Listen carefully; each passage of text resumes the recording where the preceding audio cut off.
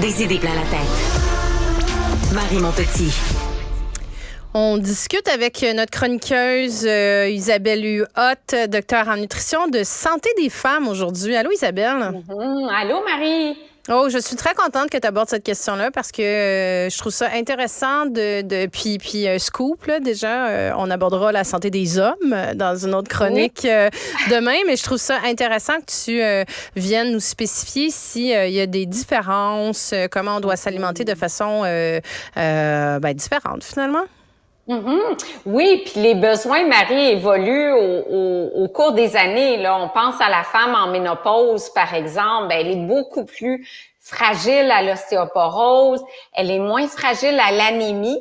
Donc, selon l'âge, on pense même grossesse, allaitement, les besoins sont très, très, très différents. Là, au niveau de la grossesse, l'allaitement, les besoins en calories augmentent beaucoup, en protéines, en calcium.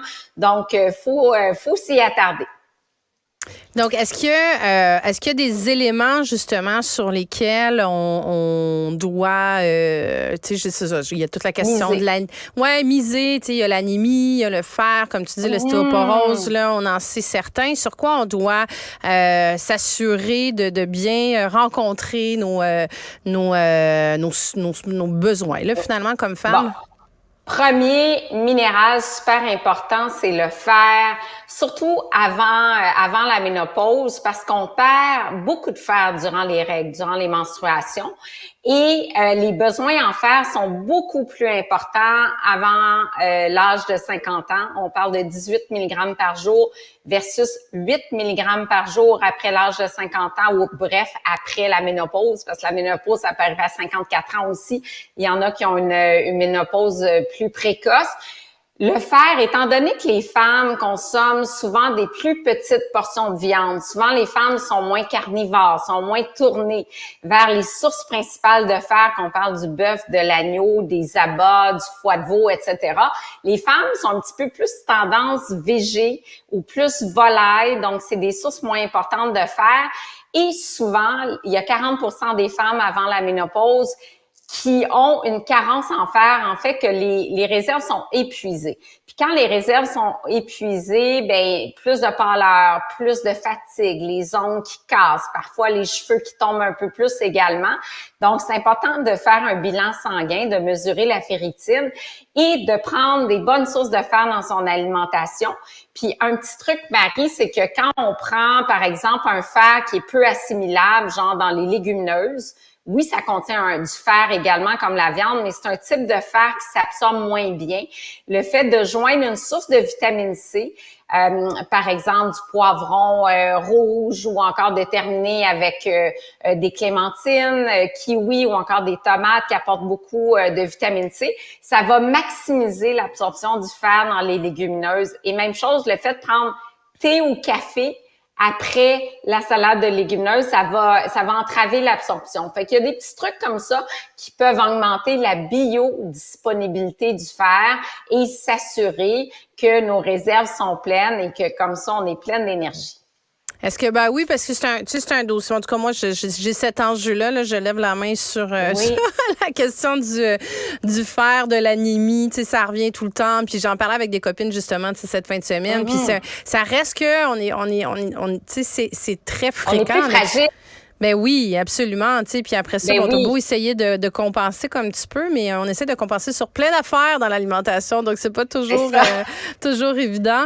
Le calcium aussi, je pense que c'est un autre des éléments sur lesquels on est rappelé souvent comme femme à se dire pour l'ostéoporose. Tu sais, puis tu mentionnais la grossesse tout à l'heure là. Tu sais, je me rappelle, je pense que c'était comme 1000 milligrammes de calcium. Moi, j'étais là, comment je vais intégrer ça dans mon alimentation? C'est tellement beaucoup là.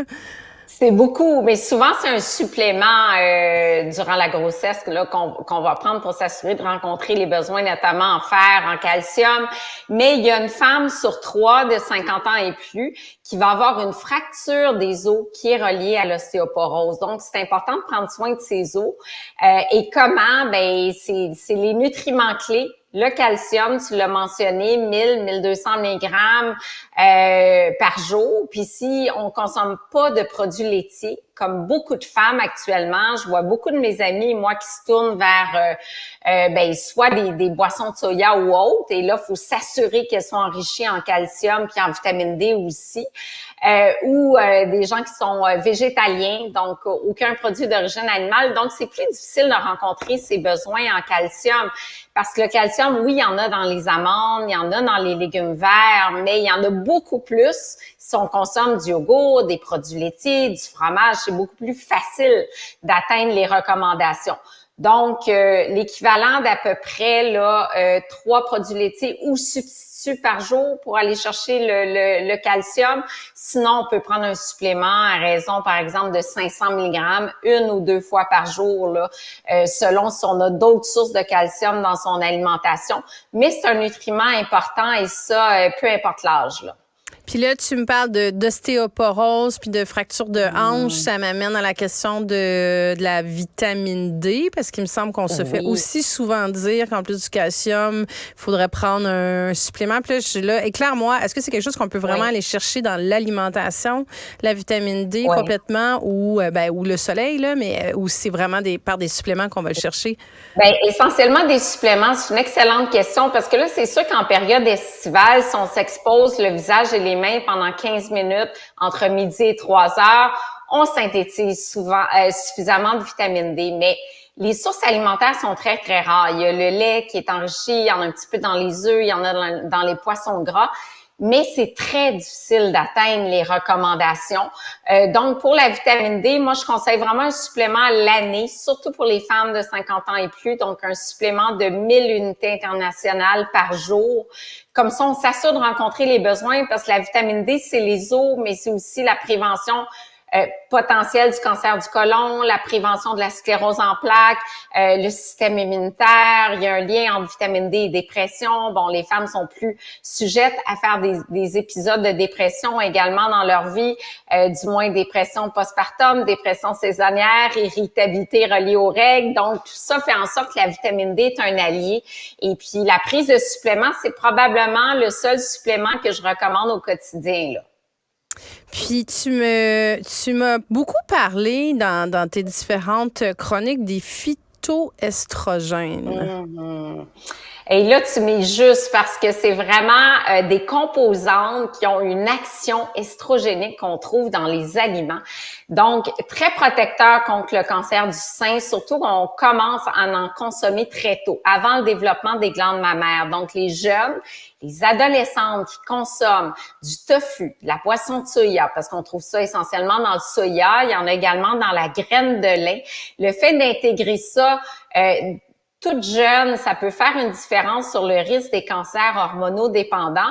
Et à la ménopause, les phytoestrogènes viennent pallier au fait qu'on génère moins d'estrogènes, qu'il y a moins d'estrogènes en circulation, qu'il y a moins de production ovarienne. Donc, c'est vraiment un must, Marie, pour la femme. Donc, tout ce qui est soya, tempeh, tofu, graines de soya rôties, fèves edamame et la graine de lin qui contient également des lignanes, qui a une action estrogénique également, là. Puis en terminant, j'aimerais ça t'amener sur deux autres éléments. Puis tu y réfères dans tes différentes chroniques, là, puis c'est pour ça que j'essaie de faire des liens entre tout ça, mais la question des probiotiques aussi, puis des antioxydants. Je pense que ça devrait être là-dessus aussi qu'on devrait miser, si je me trompe pas comme femme, là. Ben absolument, parce que la femme a plus de problèmes de digestion, plus de ballonnement, plus de problèmes digestifs aussi. Syndrome de l'intestin irritable, ça touche beaucoup plus les femmes, donc des probiotiques dans les yogourts, mais pas tous les yogourts qui contiennent des probiotiques, dans le kéfir notamment. Donc, il y en a dans les aliments, ça peut faire une différence. Il y a des suppléments aussi pour des cas particuliers comme le syndrome de l'intestin irritable et les antioxydants pour freiner le vieillissement précoce, alléger le stress oxydatif, c'est bon pour la peau, c'est bon pour contre les maladies cardiovasculaires, contre les différents types de cancers aussi. Donc, tout ça, là, en gros, dans notre assiette, on a quoi? On a du soya, on a de la graine de lin, on a des petits fruits, on a de la vitamine C, on a des légumineuses, on a des sources de fer et tout ça, ça fait un beau mix qui nous rend en santé physique et mentale. Bon, ben nous voilà encore une fois mieux outillés grâce à toi, Isabelle Huot, docteur en nutrition. Je te remercie, puis on discutera santé des hommes demain. Oui, à bientôt. Bye.